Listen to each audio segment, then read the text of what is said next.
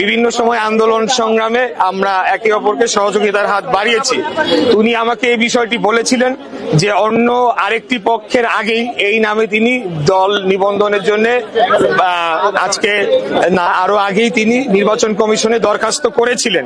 কিন্তু আশ্চর্যজনক ভাবে হলেও সত্য, আজকে নির্বাচন কমিশন তারেক রহমানের মতো এরকম একজন নির্যাতিত, নিপীড়িত, মানে সারা বাংলাদেশের মানুষ যেটা দেখেছে সেরকম একজন রাজনৈতিক নেতা, একজন রাজনৈতিক কর্মীকে সম্পূর্ণ অগ্রাহ্য করে এই নামে এমন এক ব্যক্তিকে দলের নিবন্ধন দেওয়া হয়েছে যার বিরুদ্ধে আন্তর্জাতিক পঞ্জি স্কিম খ্যাত যে স্কিম বলে, সেই স্কিমের মাধ্যমে বাংলাদেশের জনগণের হাজার হাজার কোটি টাকা লোপাট করে নেওয়ার অভিযোগ রয়েছে।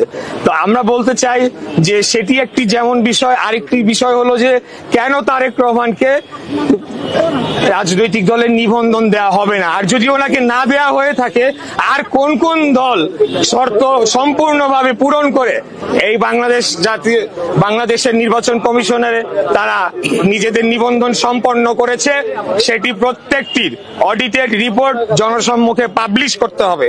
আমরা 3 মাস আগে আমি কয়েকটি রিপোর্ট দেখছিলাম, অত্যন্ত সংখ্যাজনক। সেখানে একটি পার্টি তার ভারতের বিজেপির আদলে গড়ে তোলা সেই পার্টি, মার্কাও একই, নামটাও একেবারেই কাছাকাছি, নামটা মনে আসছে না এই মুহূর্তে, বিএফজিপি বা এরকম আর কি, একই আদর্শ নিয়ে তার রাজনীতি করে। তো কিভাবে এই দলটি নিবন্ধন পেল? যখন তাদের অফিস খুঁজতে যাওয়া হলো, তাদের কোনো অফিস খুঁজে পাওয়া গেল না, একটা ফ্ল্যাট বাড়ির ভিতরে তারা করেছে। এরকম যে 57টি রাজনৈতিক দল, তার মধ্যে খুঁজলে পরে দেখা যাবে অনেকাংশ রাজনৈতিক দল আসলে দলই না। তাদের কোনো কর্মকাণ্ড আছে কিনা, তাদের কোনো রাজনৈতিক কর্মসূচি রয়েছে কিনা, ভবিষ্যতে বাংলাদেশের জনগণের জন্য তারা কি করতে চায়, তাদের নির্বাচনী ম্যানিফেস্টো রয়েছে কিনা, তারা গণতন্ত্রে বিশ্বাস করে কিনা, এইরকম অনেকগুলো বিষয় চলে আসে।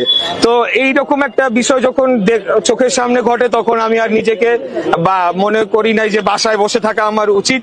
কারণ তারেক রহমানদের মতো ছেলেরা, এর আগে নুরুরাও একই ধরনের কষ্ট করেছে, তারা নিবন্ধন পায় না। আর সেখানে বিজেপির আদলে একটা দল, তাও কোর্ট থেকে অর্ডার নিয়ে তারা হয়েছে, এবং জাতীয় লীগ নামে একটা দল, এর আগের যে বিএনএফ, আসল বিএনপি, সেগুলো তো রয়ে গিয়েছে। তো আমি একজন বাংলাদেশের নাগরিক হিসেবে এই প্রত্যেকটি 57টি রাজনৈতিক দলের পুনর্নিবন্ধনের প্রক্রিয়া চালু হোক, সেটি চাই।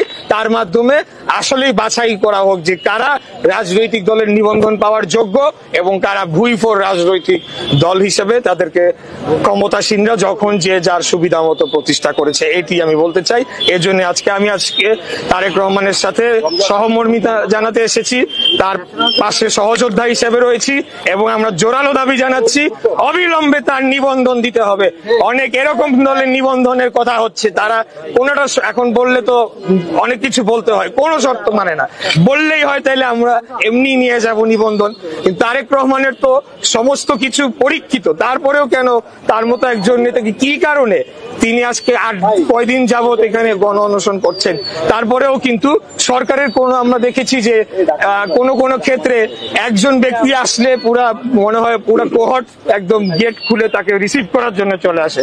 আবার হাজার হাজার মানুষ দিনের পর দিন রাস্তায় বসে রোদে পুড়ে মরলেও এই সরকার কর্ণপাত করে না। এইটার আমি নিজে একজন ভিকটিম ছিলাম, আমি প্রমাণ রয়েছে, সেই বিষয়ে আজকে আমি আলাপে যাচ্ছি না।